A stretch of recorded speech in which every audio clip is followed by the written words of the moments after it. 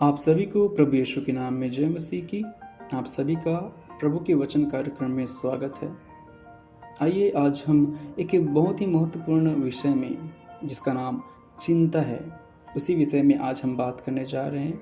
तो आइए हम सभी वचन में हो जाते हैं। देखिए, बाइबल हमें कहती है कि चिंता मत करो। हमें कई बार इससे जुड़े वचन मिलते हैं, जैसे कि मत्ती 6:34 में लिखा है कि चिंता मत करो, चिंता मत करो, पर फिर भी हम इससे बच नहीं पाते। आज हम इसी चिंता के विषय में देखेंगे कि आखिरकार है क्या और ये कैसे आती है। सबसे पहली बात तो यह है कि जो चिंता है वे हमारे स्वभाव में ही पाई जाती है। हम जब थोड़ा बड़ा हो जाते हैं तो ये स्वभाव हम में आना शुरू हो जाती है। फिर उसके बाद हमारे जीवन में ये बहुत से चिंताएं को लेकर आना शुरू हो जाती है। हम चिंता का सारांश यदि कहें तो वो यह है कि किसी बात को लेकर हमारा मन दिन भर चलता रहेगा और उस बात में सिर्फ एक ही सवाल होगा, और वो ये है कि कैसे। उदाहरण के लिए यदि मैं कहूँ तो कुछ हम ऐसे सोचते हैं कि 2 दिन बाद फीस पटाना है और पैसा नहीं है मेरे पास, तो अब क्या होगा, मैं कैसे जमा करूँगा। या 2 साल बाद मेरी बेटी की शादी करना है और उसकी जो उम्र है वो हो चुकी है, मेरे पास कुछ काम नहीं है, मेरे पास कुछ भी अच्छी तरीक़े से जॉब नहीं है, मैं कैसे उसकी शादी कराऊँगा, मैं किस प्रकार से उसकी शादी करूँगा। देखिए, कई बार हम जो चिंता करते हैं वो स्वाभाविक होती है और इसमें कुछ चीज़ें गलत भी नहीं होती।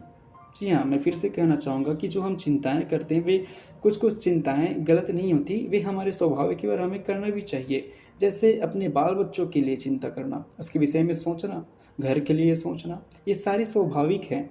ये चिंताएँ आएँगी और कुछ हद तक हमें करनी भी चाहिए, क्योंकि वचन ही कहती है कि जो दूसरों की चिंता ना करे, विशेष करके अपने घराने के विषय में नहीं चिंता ना करे, तो वो विश्वास से हटकर अविश्वासी बन गया है। पर ये चिंता जो है दिक्कत में तब बदल जाती है जब हम सारा दिन इसी में लगे रहते हैं कि क्या होगा, कैसे होगा। ये बड़ी परेशानी की बात है। और बहुत से लोग इस तरह से सोच कर अपनी सोचों को इतना बड़ा कर डालते हैं, अपनी चिंताओं को इतना बड़ा बना डालते हैं कि अब उन्हें आत्महत्या कर लेने जैसे विचारें आने लग जाती हैं। जी हाँ, वे लोग यह कहते हैं कि बस अब बहुत हुआ, मैंने बहुत सह लिया, बहुत कर लिया, बहुत देख लिया कि कुछ नहीं हो रहा है, अब बस मैं अपने आप को ख़त्म कर दूंगा, ऐसे विचारें आना शुरू हो जाती है।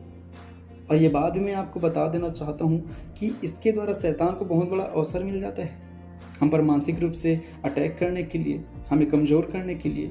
यदि कुछ ऐसी बात मैं आपको कहूँ कि ये उदाहरण के लिए कहूँ कि यदि 2 जन के बीच में, मान लो पति और पत्नी के बीच में किसी बात को लेकर कुछ बहस हो जाए और जब वह ख़त्म हो जाए, तो ख़त्म होने के बाद जब इस बात को लेकर वे सोच रहे होंगे तो दोनों के विचारों में एक दूसरे के प्रति गलत बातें आना शुरू हो जाएंगी, उनकी बुराइयां नज़र आएंगी। अच्छी बातें तो दिखेगी ही नहीं, बस उनकी बुराइयां आने लगेंगी। इसी समय का इंतज़ार शैतान करता है, और जब वह देखता है कि ये एक दूसरे से बात नहीं करते और ये एक दूसरे के प्रति बुरे विचार कर रहे हैं, तो इनके मनों में विरोध हैं, तो वो जितनी बुराइयां हैं सबको उसके सामने ले जाएगा और उसके मन में ये बातें डालना शुरू करेगा कि देख, वो तुझे नहीं समझता, तूने उसके लिए कई बार माफ़ किया है, तुझे उसने कई बार गलती किया फिर भी तूने उसे माफ़ किया। ऐसे कर के एक दूसरे के मन में जहर भर देगा। और सच कहता हूँ, यदि सही समय पर मेल मिलाप ना हो तो तलाक तक बात चली जाती है, क्योंकि शैतान अब आपके मन को इतना भर दिया है ख्याल दे देकर कि अब आपको लगेगा, सिर्फ यही रास्ता नज़र आएगा कि ये सब यही सही है, यही एक आसान रास्ता है। देखिए, इसकी शुरुआत कहाँ से होती है, छोटी सी बातों से, जिसे लेकर शैतान ने इतना बड़ा कर दिया कि आपको ये फैसला लेना पड़ रहा है कि आप तलाक तक पहुँच गए। इसीलिए प्रभु ने पहले से यह कहा है कि प्रेम के साथ एक दूसरे की सह लो।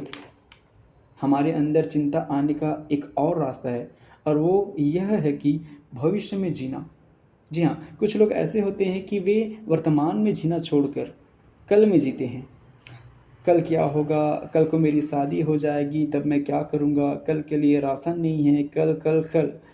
आप देख रहे हैं कि हम कल के विषय में इतना खोए हुए हैं कि आज जो चीज़ें हमारे पास हैं उसे हम एंजॉय नहीं कर पा रहे हैं, उस पर हम आनंद नहीं मना पा रहे हैं, उसे हम अच्छी रीति से उसके साथ हम एंजॉय नहीं कर पा रहे हैं, क्योंकि हम वर्तमान में नहीं बल्कि भविष्य में जीने वाले हैं। अब ध्यान दीजिए, हम वचन के महत्वपूर्ण क्षेत्र के बारे में देखेंगे। चिंता का मूल कारण है हमारी ज़रूरत। जी हाँ, यदि हम चिंता कर रहे हैं तो कहीं न कहीं वो हमारी कुछ ज़रूरतों से जुड़ी हुई है। पर प्रभु का वचन हमें क्या कहता है? सुनिए, जब हम मत्ती 6 का 32 को पढ़ते हैं तो हमें यहाँ लिखा हुआ मिलता है कि तुम्हारा स्वर्गीय पिता जानता है कि तुम्हें इन सब वस्तुओं की ज़रूरत है। हमारे प्रभु को वे सारी चीज़ें जो हमें चाहिए पता है कि इसे ये वस्तु की ज़रूरत है। पर दुःख की बात यह है कि हम अपने प्रभु परमेश्वर को जो वो जैसा है वैसा नहीं देखते। हमारे प्रभु परमेश्वर के भिन्न नाम हैं। इन्हीं में से एक नाम है यहोवा यिरे, जिसका अर्थ होता है प्रबंध करने वाला, उपाय करने वाला।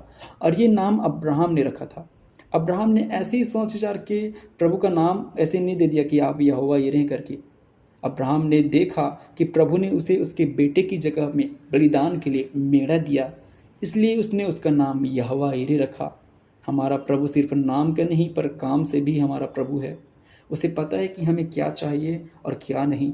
हम उत्पत्ति के पुस्तक में भी पाते हैं कि जब परमेश्वर ने आदम को देखा तो कहा कि उसका अकेला रहना अच्छा नहीं, और इसलिए उसे साथी के रूप में हव्वा को दिया।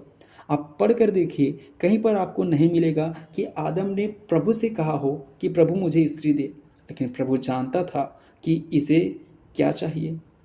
जी हाँ, हमारा प्रभु जानता है कि किस किस व्यक्तियों को, किन किन व्यक्तियों को क्या क्या चीज़ें की आवश्यकता है। प्रभु बिल्कुल जानता है और अच्छी रीति से भी जानता है।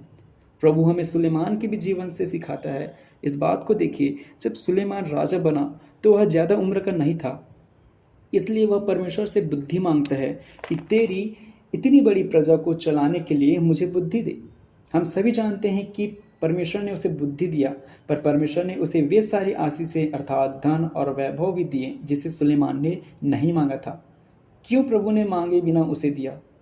क्यों प्रभु ने इन वस्तुओं को, धन दौलत वैभव, इन सब चीज़ों को परमेश्वर ने बिना मांगे उन्हें क्यों दिया? क्योंकि हमारा परमेश्वर जानता है कि राज्य को चलाने के लिए बुद्धि की आवश्यकता है ही है, पर उसके साथ उसको चलाने के लिए धन और वैभव की भी आवश्यकता पड़ती है। ये प्रभु को पता है। ये सारी बातें हमें बताने के लिए लिखी गई है कि परमेश्वर हमारी ज़रूरतों को जानता है।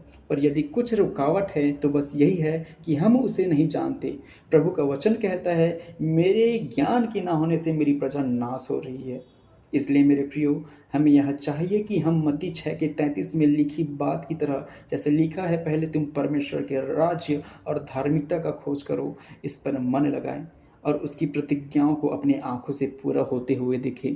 प्रभु हमें इन वचनों के द्वारा आशीष करे। आमीन।